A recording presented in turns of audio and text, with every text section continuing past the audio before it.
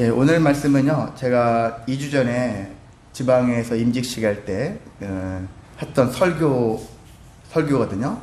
그때 임직식 때 설교 길게 하면 욕도 먹잖아요.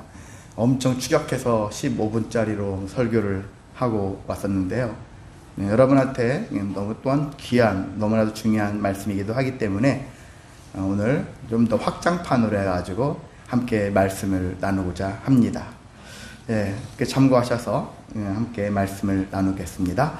네, 오늘 거룩과 사명이 있는 교회라는 제목으로, 저희는 금년에 교회 제목이 다 교회로 끝나거든요. 건물로서의 교회가 아니라 사람으로서의 교회라는 개념에서 그래서 거룩과 이제 계속 이런 교회가 되자라는 마음을 가지고서 제목을 이렇게 붙이고 있습니다. 예, 거룩과 사명이 있는 교회 라는 제목을 가지고 함께 말씀을 나누겠습니다. 예, 사람에게는 정체성이라는 것이 있죠. 정체성. 나는 누구인가? 나는 누구인가에 대한 질문들을, 철학적 질문이죠. 가장 평이한 질문같이 보이면서도 많은 것을 담아낼 수 있는 질문이 나는 누구인가? 나는 누구인가? 그 나는 누구인가에 대해서 스스로 자기 자신을 인식하는 거예요. 나는 어떤 사람인가? 저 사람에 비해서 나는 어떤 사람인가? 라는 생각을 해보는 것이죠. 그러니까 타인과 구별되는, 저 사람과 어떤 차별적인 차원이 아니라 구별된 차원, 그런 차원에서 나만의 어떤 특성이 있는가, 나만의 어떤 본질적인 것을 추구하는 것들을 내가 지속적으로 하고 있는가 라는 것들을 생각할 때 그것을 계속해서 행하고 있다면 그 사람의 어떤 정체성이라고 할 수가 있습니다. 자, 사람은 누구나가 정체성은 있긴 있죠. 근데 정체성이 좀 옳다함을 입을 수 있는 정체성이 있거니와 또 잘못된 정체성을 가진 사람들도 있습니다. 근데 신앙인 같은 경우는 정체성이 당연히 있어야 되죠. 그 누구보다 있어야 될 사람들이 신앙인입니다. 종교적인 측면에 가진 사람들은 특별히 정체성을 분명히 가져야 하는 것입니다. 자, 신앙인에게는 정체성을 가져야 하는 이유가 있는데요. 그것은 왜 그러느냐? 내가 어떤 교회라는 단체에 소속된 소속감만을 원하는 것이 아니라 내 삶의 방향을 갖게 해주기 때문에 정체성이 있어야 한다는 것입니다. 우리는 속도보다 방향이라는 얘기를 많이 듣지 않습니까? 방향이 그만큼 중요하다. 방향을 우리가 알아야지. 내가 어디로 지금 나가는 것이 제대로 가는 길인가? 그게 중요하지 않습니까? 그래서 항상 나는 누구인가 속에 나는 지금 어디로 향하고 있는가? 라는 생각을 우리가 해야 합니다. 그리고 가긴 가는데, 그 방향으로 가는데 내가 왜 가는지 모를 때가 있습니다. 그냥 흘러 남들이 가니까 따라가는 경우도 있죠. 그렇지 않고 나는 분명하게 어떤 목적이 있어서 그 방향으로 가는 것이다. 그래서 우리가 목적을 분명히 하기 위해서도 정체성이 필요하다는 것입니다. 창세기 3장 9절에 보면은 하나님이 아담을 부른 적이 있죠. 동산나무 사이에 숨은 아담에게 하나님이 하신 말씀, 첫 번째 질문이에요. 성경에 나와 있어 인간에게 첫 번째로 하신 질문이 무슨 질문이냐? 내가 어디 있느냐? 내가 어디 있느냐? 지금 아담은요, 선악과를 먹고 나서 죄를 지은 상태, 벌거벗은 걸로 인해서 부끄러워서 동산나무 사이에 숨어 있는 상태예요. 그런데 하나님이 묻습니다. 네가 어디 있느냐? 그러니까 아담이 얘기하죠. 내가 벗었으므로 두려워하여 숨었나이다. 그래서 하나님이 그 이후에 계속 책망하는 말씀, 그 얘기를 하시죠. 그런 관계 속에서 보면은 내가 어디 있느냐 했었을 때 우리는 내가 어디 있는지 이것을 고백할 줄 아는, 말할 줄 아는, 대답할 줄 아는 그런 상태가 되어야 한다는 것이죠. 그것이 안 되면은 우리는 어떻게 되냐? 계속 혼란 속에 빠져요. 신앙생활 하면서도 일종의 삶의 우선순위를 몰라서 무엇부터 해야 될지, 뭐가 더 중요한지 그걸 모르고 많은 자들의 유혹에 휘둘리고 그리고 혼란 속에서 내 중심을 지켜가기가 어렵다는 얘기죠. 오늘날 우리가 교회들이, 세상의 많은 교회들이 세상 속으로 비난받는 이유가 있죠. 그것은 왜냐하면은 방향이 지금 잘못되어 있고 가는 목적을 지금 상실하고 있는 상태이기 때문에 그렇습니다. 정체성이 없어요. 유혹에 우리가 쉽게 넘어가고 그리고 쉽게 선동되어지고 혼란 속으로 우리가 스스로 자멸하면서 가는 그런 모습들을 많이 보여주기 때문에 그 세상으로부터 비난을 받는다는 얘기죠. 세상 사람들은 묘해요. 그들이 원하는 모습대로 우리가 해주면은 그들이 우리에게 되게 막 문을 활짝 열어줄 것 같지만 오히려 더 강하게 비난을 합니다. 근데 우리가 반대로 우리가 그들이 원하지 않는, 우리는 우리 식의 말씀대로 살아내면은 그들이 우리를 미워하면서도 결국 우리는 또 존중을 합니다. 그럼 어떤 길로 갈까요? 당연히 우리는 말씀대로 사는 길을 택해야 한다는 것이거든요. 세상의 방식대로 살아가는 행위는 잘못됐다는 얘기죠. 결과적으로. 그래서 그것은 하나님이 원하시는 방식이 아니라, 하나님이 뜻하시는 방식이 아니라 세상 방식이다. 세상 방식대로는 우리가 이 말씀대로 살아낼 수가 없고 존중받을 수가 없다는 것입니다. 그래서 우리는 정체성을 가져야 하는데, 신앙인에게 있어서 가장 중요한 정체성이 있어요. 그것을 우리는 다른 여러 가지 정체성이 있지만 두 가지 중요한 정체성이 무엇이냐? 바로 성전 그리고 교회라는 거예요. 나는 성전이다. 나는 교회다. 이것은 왜 정체성이 언제부터, 우리가 특히 구약에 있는 말씀에는 수많은 정체성을 줄 수 있는 말씀들이 있지만 신약으로 오면은 정체성이 되게 단순화되어지면서도 우리에게 함축적이면서 중요한 메시지를 많이 던집니다. 근데 그 역할을 하시는 분이 누구냐? 예수님이라는 것이죠. 예수님으로 인해서 우리는 성전이 되고 예수님으로 인해서 우리는 교회가 되어지는 것이니까 예수님이 정말 중요한 역할을 하시는 것이죠. 하나님과 우리 인간 사이에 가교 역할을 하고 있다는 것입니다. 자, 그래서 우리는 첫 번째 성전에 대한 말씀을 함께 나누고자 합니다. 자, 성전. 구약에는 건물 성전이죠. 헤롯 성전, 스룹바벨 성전, 또한 솔로몬 성전, 이런 성전들이 있죠. 성전인데 신약 시대에 오면은 성전의 의미는 없어졌어요. 성전은 중요하지 않아요. 건물 성전은 중요하지 않습니다. 그렇게 중요하지 않고 무슨 성전이요? 예수 성전. 예수님이 성전 되셨다고 했잖아요. 예수님이 지성소를 이루시는 성전이 되어지고, 그러면 우리도 예수님을 믿기만 하면 우리도 성전이 되어진다라는 얘기예요. 자동으로. 예수님이 내 안에 계심으로 인해서 내가 성전이 된다라는 것입니다. 그래서 성전이 되게 하셨는데, 예수님의 우리를 성전으로 세워주셨는데 그 성전이 해야 할 일이 무엇일까? 구약에 보면은 우리가 성막 하면은 되게 거룩한 성전 안에서 할 일이 뭐예요? 성전을 그 예배를 드림에 있어 제사를 함에 있어서 하나님이 되게 중요하게 여기는 게 있죠. 너희가 거룩해야 한다는 얘기죠. 거룩한 자세로. 그리고 제사만 드리는 것이 아니라 삶 자체가 거룩해야 된다. 거룩한 것을 강조하십니다. 그래서 우리가 성전이니까 거룩해야 되는 건데 거룩함을 힘써야 된다. 이것은 제가 하는 것이 아니라 레위기 11장 45절에 하나님이 그랬죠. 내가 거룩하니 너희도 거룩할지어다. 또한 데살로니가전서 4장 3절에도 바울은 바리새인 출신이에요. 예수님을 잘 믿고 복음주의자지만 그 전에는 엄청난 공부를 열심히 했던 바리새인 출신이에요. 구약에 있는 것들을 많이 알게 되어진 사람이죠. 이 사람 역시도 자기가 예수님으로 인해서 바뀌어졌지만 그 사람도 이 모든 것들은 우리가 성전으로서 살아가야 될 일들은 거룩한 것이다. 그리고 데살로니가전서 4장에 보면은 4장 3절에 하나님의 뜻은 이것이니 너희의 거룩함이라. 하나님의 뜻은 이것이다. 하나님의 뜻은 다양해요. 많이 있지만 특별히 거기에서는 너희의 거룩함을 하나님이 원하시는 뜻이다 라는 얘기를 하고 있다는 것이죠. 오늘 본문에 있는 말씀을 보면은 너희 안에 이 마음을 품으라. 곧 그리스도 예수의 마음이니. 이 마음, 그리스도 예수의 마음, 이런 얘기하고 있죠. 그럼 이 마음이라는 게 어떤 마음일 것이냐 라는 얘기하는데, 저는 사실 예전에는 그래, 예수님의 마음, 예수님의 성품과 연결시켜서 예수님은 온유하고 예수님은 겸손하고 그런 마음이 있겠구나. 온유하고 겸손의 마음, 여기 뭐 뒤에도 복종하는 마음, 순종하는 마음, 이런 마음들이 있겠구나. 이렇게 생각을 했었어요. 근데 제가 최근에 이 말씀을 다시 돌려봐서 생각을 해봤을 때 그런 마음도 물론 마음이 맞는 얘기겠지만은 더 본질적인 마음은 거룩한 마음이다 라는 것들을 깨달았다는 얘기예요. 거룩한 마음이다. 예수의 마음, 이 마음은 거룩한 마음이다. 왜 거룩함일까? 여러분, 제가 말씀드린 거 지금 있잖아요.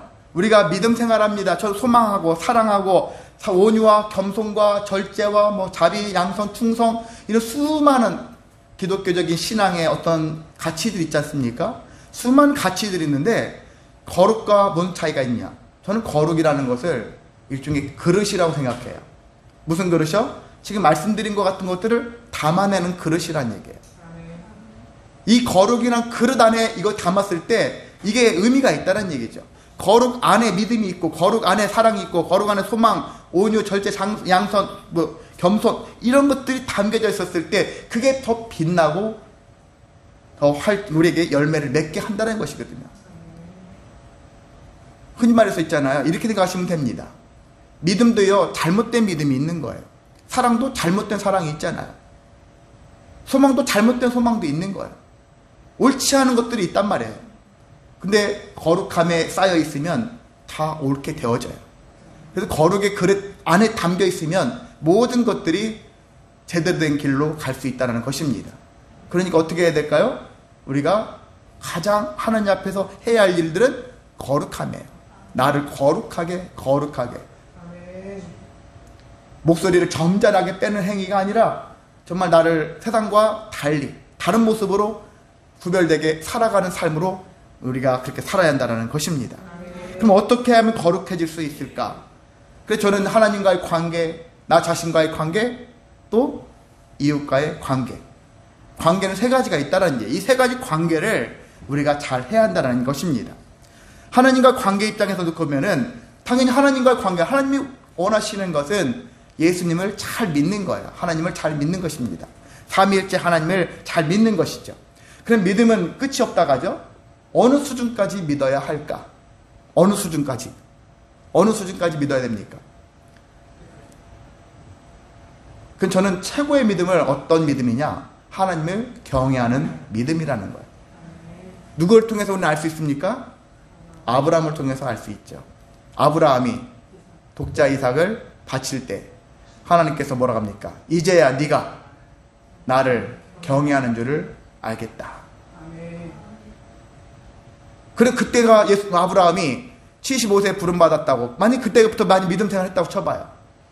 그러면 그때 이삭을 드렸을 때 아브라함의 나이는 특정할 수 없어요. 알 수 없어요. 근데 대체적으로 이삭이 100세에 나왔잖아요. 이삭이 짐을 지고 있었을 때 청소년기라고 쳐봐요. 사춘기 때라고 해봐요.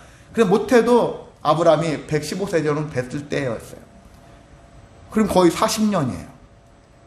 이제 시작했는데 막 믿음 생활을 하면서 그 중간에도 아브라함이 믿음의 행태를 보여주는 행태들이 많이 있지만 하나님께서는 이삭을 드렸을 때 이제야, 그런 얘기예요. 이제야 하나님을 경외하는, 네가 나를 경외하는 줄 알겠다. 경외하는 믿음. 그러면 이 경외라는 믿음은 그냥 문자적인 측면에서는 두렵고 떨림으로, 그런 마음으로 하나님을 믿습니다 라는 모습을 갖고 있지만 문자적인 뜻은 그래요.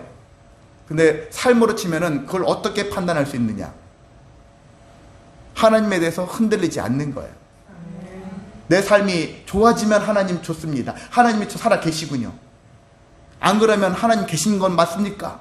하나님을 의심하는 그런 모습을 가지고 있다면 그 사람은 경외하는 사람이 아니에요. 연수가 오래되고 경외하는 사람이 아닙니다. 진정 하나님에 대해서 불변의 마음을 가진 자, 어떤 형편에 처할지라도 계속 하나님에 대한 경외하는 마음을 품고 있는 상태. 욥과 같은 상태죠. 모든 것 다 잃었음에도 불구하고 하나님을 포기하지 않는 그런 상태. 그게 바로 경외하는 상태라고 할 수 있는 것입니다. 이게 하루아침에 그래서 이루어지진 않아요. 저도 제가 목사가 되어진 다음에도 한참 있다가 저는 2012년도 9월 달에 비로소 하나님을 경외하기 시작했다는 얘기예요. 그 전에도 제가 목사였지만 사실 여러 가지 마음들이 이랬다 저랬다 했었어요. 근데 어느 순간부터 제 마음이 더 이상 이렇게 사는 것은 의미가 없다. 하나님을 계속 의심하면서 살아가는 것, 그것은 잘못된 마음이다. 그래서 이때 지금 빨리 하나님을 더 전적으로 신뢰하자. 그런 마음을 가지고서 2012년도 9월 달 이후부터는 제가 하나님에 대해서 의심하거나 부정하는 일들은 없습니다. 그 전에 솔직히 있었어요.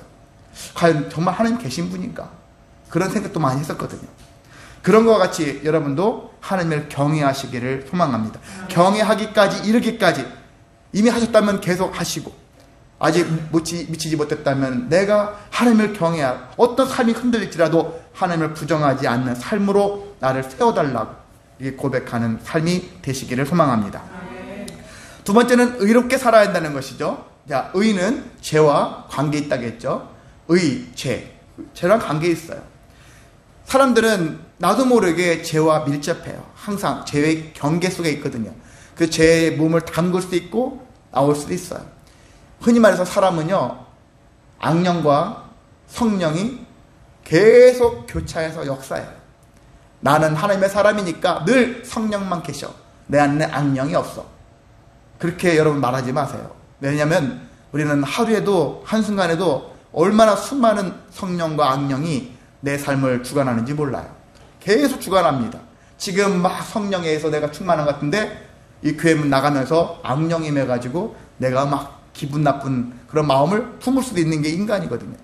그렇기 때문에 그런 악령이 임했을 때 그 악령을 여러분 물리칠 줄 알아야 한다는 얘기죠. 자꾸 나를 죄의 길로 불법에 빠지게끔 만들거든요.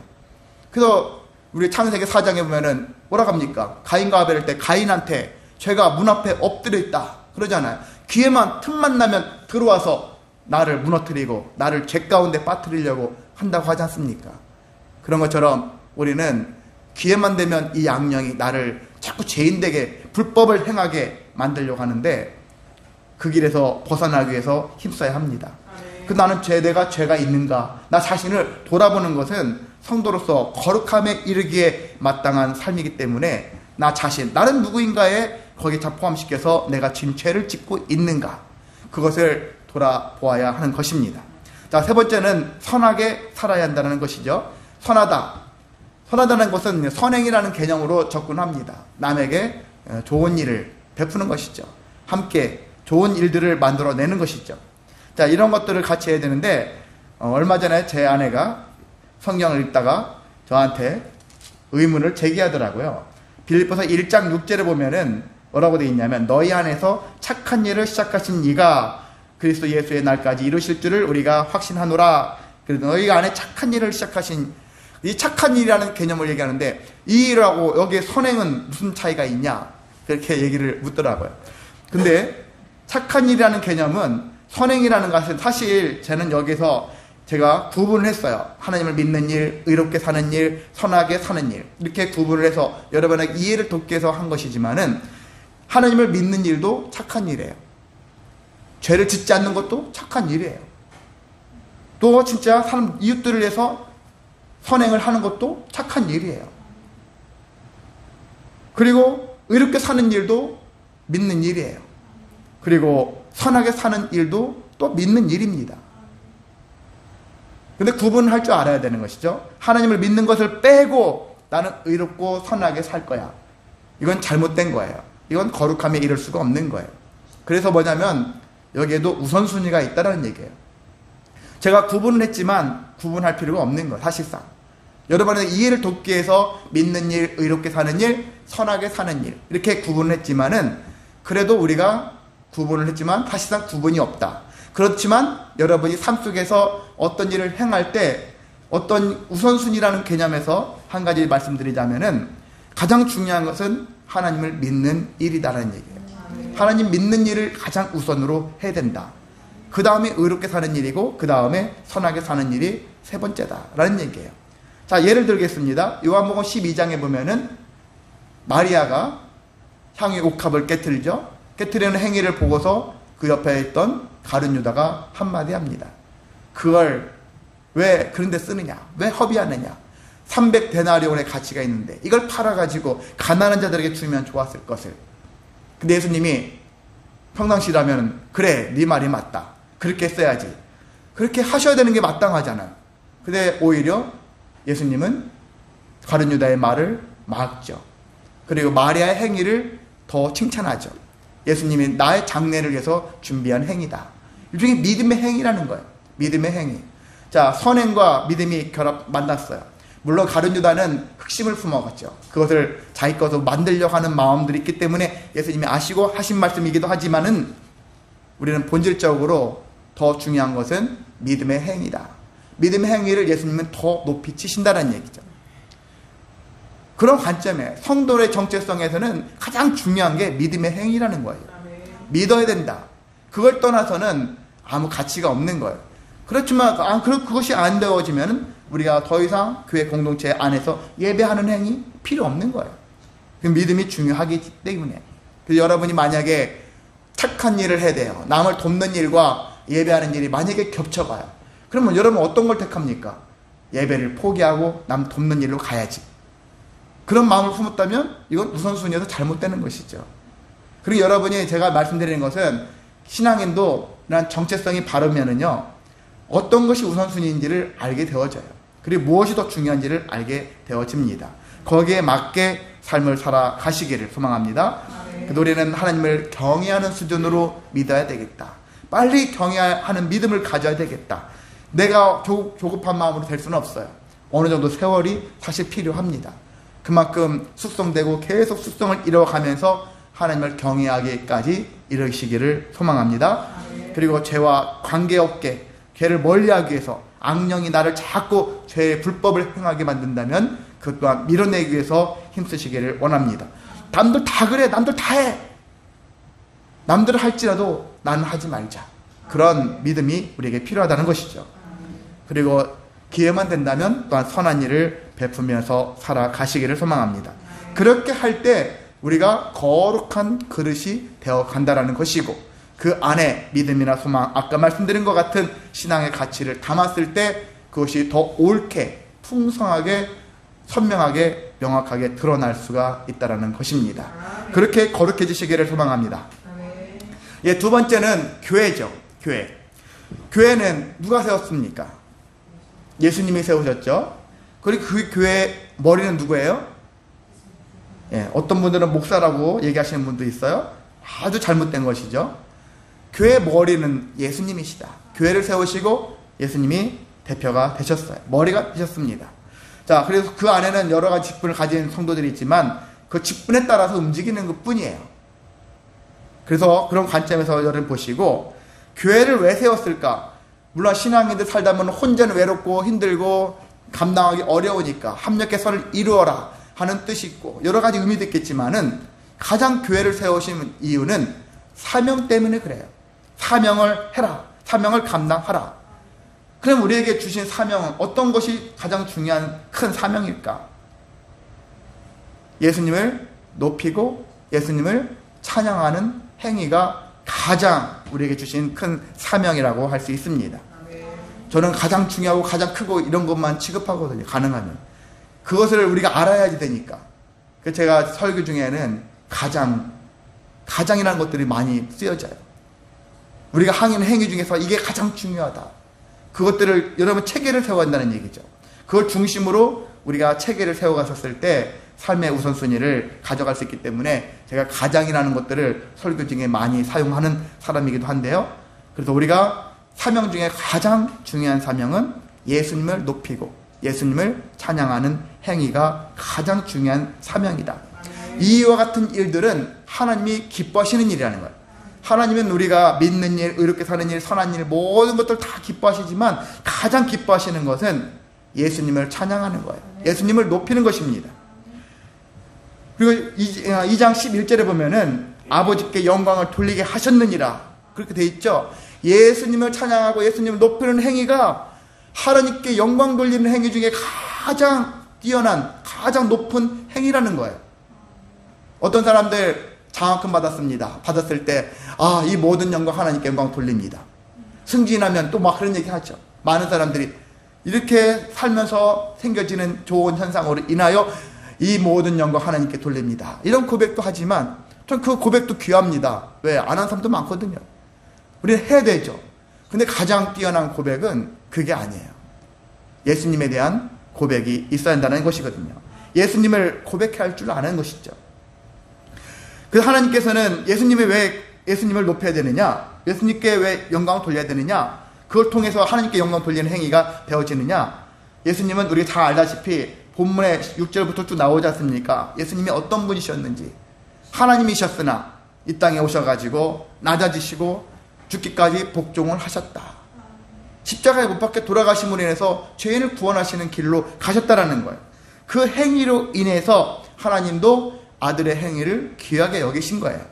이 내 아들이 한 행위가 세상 모든 자들에게 다 알려지기를 원하는 거예요. 알려지기를 원할 뿐만이 아니라 그걸 들은 사람들이 예수님을 찬양하고 예수님을 높이기를 원한다는 얘기입니다. 이런 거 생각하시면 되잖아요. 부모와 자식이 있어요. 사람들이 부모를 보고서 당신 능력이 뛰어나십니다. 자식은 좀 비리비리하네요. 이렇게 생각할 수 있다 하지만 반대로 부모가 뛰어나지만 그래도 자식을 칭찬해주면 부모가 제일 기뻐하죠. 그와 같은 거예요. 하나님 입장에서는 내 아들 예수가 이 땅에서 행하신 일을 사람들이 높였을 때 가장 기뻐하시는 거예요. 가장 기뻐하시면서 높인 자들에게 하나님께서는 은혜를 베풀어 주시죠. 자, 그래서 하나님께서는 어떻게 만들어 놓으셨냐면은 예수님을 지극히 높이셨어요. 그리고 모든 이름 위에 뛰어난 이름을 갖게 하셨고요. 그리고 모든 자들이 예수님의 이름에 무릎을 꿇게 하셨어요. 그리고 모든 사람들이 입으로 뭐라고 했습니까? 예수님을 주님이시다, 주인이시다 라고 시인할 수 있도록 하셨다는 거예요. 자, 이렇게 하게 되어졌을 때가 하나님께 영광 돌리는 가장 최고의 행위가 되어진다라는 것들을 우리 바울이 우리에게 말씀하고 있는 것입니다. 그래서 우리는 하나님은 아들이 죽기까지 복종하신 일을 사람들이 알기를 원하시고 예수님을 믿고 높이고 찬양하기를 원하시는 것들을 기억하셔서 자, 이와 같은 행위가 가장 큰 우리에게 주신 사명이구나 라는 것들을 기억하시기를 원합니다. 그런데 우리가 좀 더 세부적으로 그럼 어떻게 예수님을 높이고 찬양할 수 있을까 했었을 때 두 가지가 있거든요. 첫 번째가 예배를 통해서 예수님을 높이고 찬양해야 한다는 것입니다. 예배는 하나님께 드리는 거예요. 근데 예배 하나님께 드리지만은 예배의 중심, 예배의 핵심은 예수님이시다. 예배의 내용은 예수님이시다. 예수님이 우리 이 땅에 오셔서 우리를 위해서 행하신, 또 우리에게 복 주시기 위해서 행하신 모든 일들을 인하여서 우리가 예수님을 높이는 행위가 이 예배를 통해서 이루어져야 한다는 것입니다. 그리고 이 예배를 통해서 우리가 또 해야 할 일들이 있죠. 신앙 고백이거든요. 신앙 고백. 최고의 신앙 고백은 여러분 무엇이라고 생각하십니까? 최고의 신앙 고백. 예. 우린 베드로의 고백을 얘기하죠. 근데 제가 말씀을 쭉 보다 보니까 이건 베드로의 고백도 물론 신학적으로 봤을 때는 완벽한 신앙 고백이기도 하다라고 하지만 저는 이 고백보다 더 뛰어난 고백이 있다는 얘기예요. 맞습니다. 베드로의 고백은 예수님의 부활 전의 고백이에요. 예수님 부활 전에 함께 했었을 때의 고백이었고 도마의 고백이 있는데 물론 처음엔 예수님을 의심했죠. 예수님 부활하셨는가? 라고 의심을 했던 사람이지만 부활의 주님을 만난 이후에 그의 고백을 보면은 나의 주님이시여 나의 하나님이십니다. 이게 가장 하나님이 원하시는 완벽한 고백이라고 할 수 있습니다. 나의 주인, 나의 하나님. 우리가 영접 기도문이라고 하잖아요. 어떤 믿지 않는 사람에게 예수님을 막 전하고 영접 기도문 할 때 이런 나는 죄인입니다 하면서 예수님은 나의 하나님이십니다. 예수님은 나의 주인이십니다. 이걸 고백하게 하거든요. 이게 신앙 고백 중에 가장 뛰어난, 가장 완벽한 고백이라고 할 수 있습니다. 이와 같은 믿음을 가지고 살을 줄 알아야 되는 거예요. 어느 이 교회 안에서만이 아니라 바깥에 나가서 일상 속에서도 예수님은 나의 주인이시다. 나의 하나님이시다. 바울도 그렇게 해서 얘기했지 않습니까? 오늘 6절에 보면 그는 근본 하나님의 본체 신앙. 그에게 뭐예요? 하나님과 같다라는 거예요. 같은 하나님이라는 얘기죠. 그리고 11절에도 하나님은 그를 예수 그리스도를 주라 시인하여 주님이시라. 주라고 시인한다는 얘기는 나의 주인이시라고 시인하게 만드셨다. 하나님이 원하시는 거라는 얘기입니다. 제가 원하면서 여러분한테 말씀드리는 게 아니에요. 하나님의 뜻이다. 하나님의 원하시는 일이다. 그러니까 우리는 도마의 그런 고백처럼 또 바울이 우리 간접적으로 우리에게 말씀하고 있는 것처럼 예수님은 나의 주인이시고 나의 하나님이시구나. 이와 같은 고백을 여러분이 행하시기를 원합니다. 그러니까 우리 예배를 통해서 해야 할 일들이 많죠. 하나님이 가장 기뻐하시는 일이니까 예배는 너무나도 중요한 일이다. 예배를 쉬지 말기를 바랍니다. 자, 두 번째는요. 복음을 전하는 것으로 우리는 예수님을 높이고 찬양하라는 얘기죠. 그건 실질적인 직접적인 일이죠. 다니면서 사람들에게 예수님을 전하는 것이죠. 그냥 복음 전도 주면서 우리 교회 좀 와봐. 우리 목사님 좋아. 우리 교회 분위기 좋아. 이런 수준에 머물지 말라는 거예요. 그게 아니라 어떤 얘기입니까? 스데반, 빌립 지사처럼 이들을 보면은 사람들한테 복음을 전할 줄 아는 사람이잖아요. 예수님이 어떤 분인지, 예수님을 통해서 내가 받을 은혜가 무엇인지, 우리가 받을 수 있는 은혜가 뭔지, 이런 것들을 말할 줄 아는 그런 능력을 가졌다는 얘기죠. 그런 능력, 사도들 뿐만이 아니라 일반 집사들도 그런 능력을 가졌다는 얘기죠. 우리도 그렇게 하자는 얘기입니다. 여러분도 이미 할 수 있어요. 거창하게 하려고 하니까 말문이 막히는 것이지. 아주 간단하게, 단순하게 내가 만난 예수님, 나의 주인이신, 나의 하나님이신 예수님을 여러분 그냥 자연스럽게 얘기하시면 되는 거예요. 그렇게 하면 됩니다. 내가 체험하고 받은 바 은혜를 나누면 되는 거예요. 거창하게 신학적으로 접근할 필요가 없는 것이죠. 그런 관점에서 우리는 능히 행할 수가 있습니다. 복음을 전함으로, 예수님을 전함으로 예수님을 찬양하고 높이는 행위를 할 수 있다는 것입니다. 근데 간혹가다 이런 사람들이 있죠. 우리에게 이렇게 우리를 성전으로 만들어 주셨고 교회로 세워 주셨는데 이것을 망각하는 사람들이 있어요. 7지사 중에 한 사람, 니골라라고 아시죠? 니골라. 요한계시록에 보면은 니골라당이라는 이름을 해가지고 니골라 당을 비난하는 얘기들이 있죠. 니골라, 7지사 중에 한 사람이었지만 결국 그 사람을 중심으로 당이 형성되어지고 당파가 만들어지는 거예요. 교회가 예수님을 통해서 중심이 되어서 하나가 되어야 되는데 그게 아니라 이편 저편 나눠지는 거예요. 편이 나눠지는 교회가. 그러면 잘못된다는 얘기죠. 이것은 왜? 정체성이 잘못됐으니까. 어떻게 다 뽑혔지만 7지사 중에 한 사람이 되었지만 근데 직분이 주어졌는데 그게 권력이 돼버리는 거예요. 성전으로서 거룩함을 가지고 살아야 되고 교회로서 예수님을 높이는 행위에 집중해야 될 사람들이 다른 일에 관심이 더 많다는 얘기죠. 여기서 세력을 형성하고 팔을 형성하고 공동체를 깨트리는 일에 앞장서는 사람들이 존재한다는 거예요. 각 교회들마다 그런 사람들이 꼭 있어요. 보면은 그런 사람들이 존재합니다. 나는 내가 그런 사람이 되지 말아야겠다 하는 마음들을 품어야 한다는 것이거든요. 그래서 우리는 내가 어떤 사람인가, 그래서 난 다른 사람은 그렇게 살지라도 나는 그렇게 살지 않을 거야. 나는 예수님으로 말미암아 성전이니까, 나는 교회니까, 예수님은 성전으로서 하나님을 믿는 일, 의롭게 사는 일, 선하게 사는 일에 나는 더 거룩해질 거야. 거룩함에 힘쓸 거야. 이런 마음을 가지고 살아가시기를 원합니다. 나는 교회야. 교회 일꾼으로서 하나님의 아들이신 예수 그리스도를 내가 잘 믿고 남들에게 예수님을 찬양하며 살 거야. 예배를 통해서 복음을 전하면서 이 행위를 사명 감당할 거야 하는 믿음이 우리 안에 있어야 합니다. 자, 이와 같이 행하는 자들에게는 하나님께서 가만두지 않습니다. 하나님께서 사랑하고 인정받고 존귀 여김받는 생으로 우리를 이끌어 주시겠죠? 잘할도다 착하고 충성된 종아, 나중에 내 주인의 잔치에 참여할지어다. 은혜를 주세요. 또 상급도 주십니다. 말할 수 없는 은혜를 우리에게 기쁨을 주시고 감사와 평화, 소망을 계속 부어주십니다. 여러분, 실질적으로 나한테 돈이 들어오고 나한테 건강이 생기고 이것도 하나님의 은혜지만 더 우리에게 귀한 은혜는 기쁨이에요. 감사예요. 소망이에요. 이것이 끊어지지 않는 게, 그럼에도 불구하고 내 안에 기쁨이 사라지지 않고 내 안에 소망이 넘치고 내가 평안함에 거할 수 있다는 것은 귀한 은혜이거든요. 다른 사람이 헛된 것을 자꾸 추구해요. 교회 와서 다른 것 주세요. 하나님이 원하시는 것을 구하시길 원합니다. 하나님이 이것이 더 귀하다, 이것이 더 가치가 있다 라고 하고자 하는 것들을 주셨을 때 여러분 그것을 원하셔야 되지 않겠습니까?